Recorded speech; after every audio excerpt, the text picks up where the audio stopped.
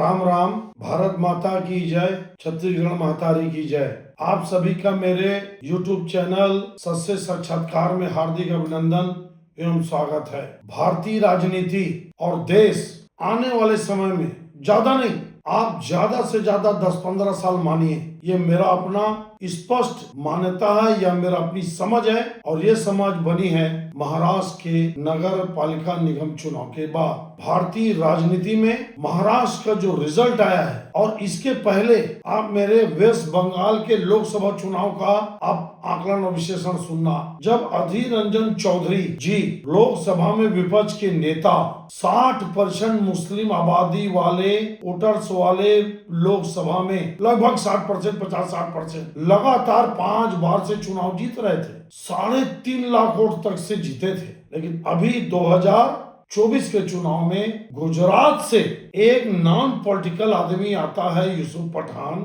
और अधीर रंजन चौधरी जी को 85,000 वोटों से हारना पड़ता है। आप समझ रहे हैं बात को?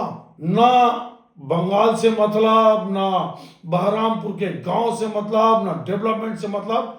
जो मुसलमान वोट भारतीय जनता पार्टी के खिलाफ, टीएमसी के खिलाफ अधीर रंजन चौधरी जी को वोट देता था, क्योंकि अधीर रंजन चौधरी जी हमेशा हिंदुओं के खिलाफ, सनातन के खिलाफ बोलते थे। और जैसे ही मुस्लिम प्रत्याशी आया, रातों रात बहरामपुर के मुस्लिम मतदाता बदल गए। अब आइए महाराष्ट्र में भारतीय जनता पार्टी को हिंदू समाज एक तरफा समर्थन दे रहा है। ये देश का रिजल्ट बताता है और मैं वही बोलूंगा जो रिकॉर्ड में है, जो तथ्य है, जो ग्राउंड पर है। उद्धव ठाकरे जी को पहली बार विधानसभा के बाद ग्राउंड लेवल पर, ये एक गली मोहल्ले का चुनाव था, लोकल चुनाव था, जब हिंदुओं ने पूरे महाराष्ट्र में उद्धव ठाकरे को भी नकार दिया, क्योंकि अपनी विचारधारा को छोड़ दिए। कुल 2869 पार्षद पद थे, जिसमें से भारतीय जनता पार्टी अकेले 1425, लगभग आधा पार्षद जीतती है, और 29 में से 25 नगर निगम जीतती है, जिसमें से 22 मेयर उम्मीद है मुंबई सहित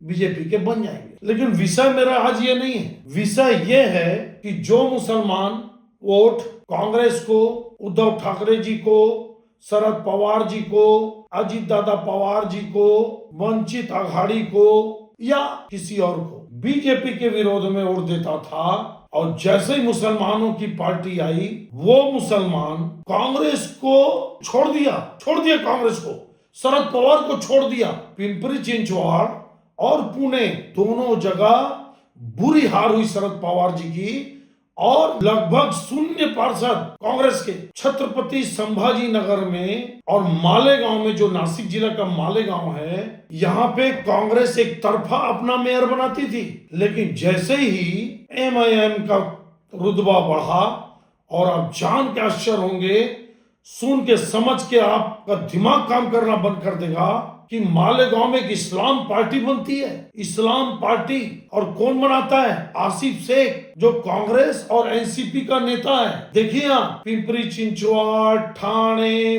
पुणे, मालेगांव, सोलापुर, छत्रपति संभाजी नगर, यहाँ पर एनसीपी और कांग्रेस को खा गए। कौन? एमआईएम और इस्लाम पार्टी। मुसलमान तुरंत इनको छोड़ दिया। जिन लोगों ने ये सोचा था कि हिंदुओं को गाली दे दे के हम मुसलमानों का समर्थन ले लेंगे, वो मुसलमान वोटर इनको भी छोड़ दिया।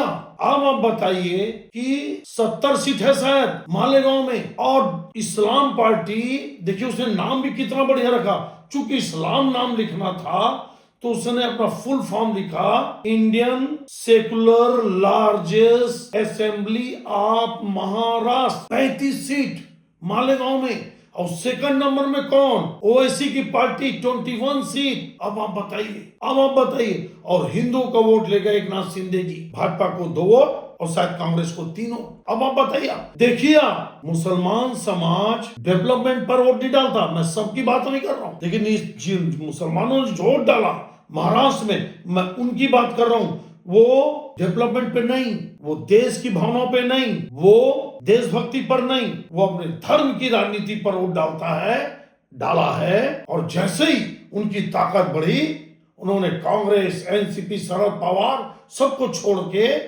अपने मुस्लिम नेता को चुन लिया। और उस लड़की को देखे आप, एकदम यंग लड़की, पहली बार चुनाव जीती है, बोलती है कि अगले चुनाव में पूरा मुमरा हरा करना है, पूरा मुमरा। और इसके पिता, इस लड़की के पिता देखिए, जितेंद्र आव्हाड, याद करिए आप, शरद पवार के राइट हैंड, 24 घंटा हिंदू सनातन को गाली बकते थे और राम भगवान को मांस खाना बोले। उस जितेंद्र आव्हाड किसके दम पर गाली बकता था हिंदुओं को? मुस्लिम वोटर के दम पर। उस मुस्लिम वोटर ने उसके विधानसभा के 12 सीटों में से 8 सीट हरा दिए, 8। और इतना धमकाया ये शेख लड़की के पिता ने कि बोले तेरे को तो हम खाल नोच लेंगे। जितेंद्र आव्हाड जे। ऐसे ही एक पार्टी अब बन गई है केरल में, मुस्लिम जमात पार्टी। वैसे ही एक पार्टी बनने जा रही है बंगाल में, हुमायूं कबीर, जो बाबरी मस्जिद बना रहा है। बताइए, जब मुस्लिम समाज के वहां बंगाल के या बिहार के या यूपी के या महाराष्ट्र के मुस्लिम नेताओं या उनके लोगों से बात करो, पार्टी के लोगों से, तो देश में महंगाई, बेरोजगारी की बात करते हैं। और बाबरी मस्जिद के नाम पर करोड़ों रुपया दान दे दिए और बोलते हैं कि मुसलमानों को बाबर से कोई मतलब नहीं। अब बाबरी कौन था? बाबर का एक 10-12 साल का रखैल लड़का, बताइए, जिसका देश के मुसलमानों से कोई लेना देना नहीं। उस बाबरी मस्जिद के नाम से करोड़ों रुपया रातों रात हुमायूं कबीर को मिल गए। अब आप कल्पना करिए, जितना नुकसान भाजपा ने कांग्रेस को नहीं किया, मेरे को लगता है कि राहुल गांधी जी की रणनीति पूरी तरह से कांग्रेस को तबाह कर दी, खत्म कर दी। महाराष्ट्र का चुनाव इसका उदाहरण है, बिहार का चुनाव इसका उदाहरण है, बंगाल का रिजल्ट इसका उदाहरण होगा। ध्यान रखना, अब ओवैसी जी यूपी भी जा रहे हैं, याद रखना।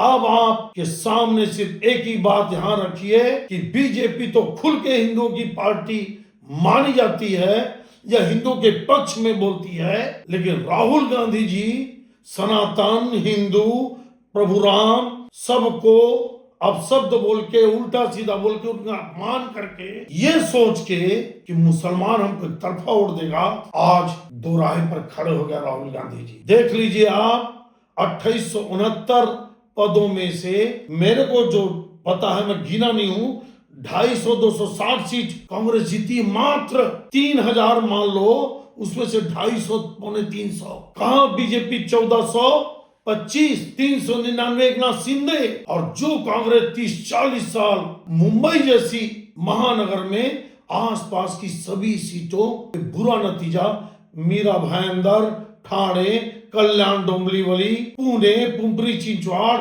जीरो। अब कल्पना करिए, इस्लाम पार्टी, ओवैसी की पार्टी जैसी पार्टी जैसे ही मुसलमानों को मिली, मुसलमानों ने मुस्लिम नेता के नाम पर, अपने इस्लाम के नाम पर सब कुछ छोड़ दिया और कांग्रेस को डुबाने का काम कर दिया, एनसीपी को डुबाने का काम कर दिया। अब आप मेरे को इसे देख लीजिए, ये बता दीजिए कमेंट्स करके कि अब कांग्रेस का मतदाता कौन बचा? हिंदुओं को गाली दे दे के राहुल गांधी जी हिंदुओं से दूर, अभी भी संत महात्माओं को तू रे बे ऐसा बोल रहे हैं। बाप रे बाप, प्रवक्ता मैं नहीं जानता क्या क्या होगा, लेकिन आप मान के चलिए, आने वाला हिंदुस्तान की रक्षा, सुरक्षा और राजनीति स्पष्ट, मुस्लिम समाज अपना रास्ता तय कर लिया है। वो धर्म के नाम पर वोट डालेगा, जो इनको वोट दिया उनकी बात कर रहा हूं, जो इनके साथ है उनकी बात कर रहा हूं। और कांग्रेस अब दो राह पर खड़ी हो गई, उसके हाथ में माया मिली न राम। कुल मिलाकर देख लीजिए आप, उद्धव ठाकरे भी हिंदुओं से खत्म। मुसलमान तो उद्धव ठाकरे वोट देगा क्यों देगा? आप देखें, मनसे से ज्यादा सीट राज ठाकरे, जो क्षेत्रीयता अलगाववाद का जार हो रहे हैं मराठी के नाम से, वो मराठी उद्धव राज ठाकरे को वोट नहीं दिया। देश में अब नेताओं को सोचना पड़ेगा, चाहे वो किसी भी दल का नेता क्यों ना हो, देश सुरक्षित है, अब देश नहीं बंटना चाहिए। देश के वैसे ही 3 टुकड़े हो गए धर्म के नाम पर, कि मुसलमान हिंदू के साथ नहीं रह सकता, लेकिन अब देश नहीं टूटना चाहिए। लेकिन ये जो रिजल्ट आया, इस पर आप भी गौर फरमाइए और कमेंट्स करके बताइए कि ये कथा कथित या जो अपने आप को सेकुलर बोलते हैं हिंदुओं को गाली देकर अब उनकी कितनी दुर्गति यूपी में होने वाली है, इस समय बताएगा। यह कन्वर्सेशन आपको कैसा लगा आप जरूर बताइए।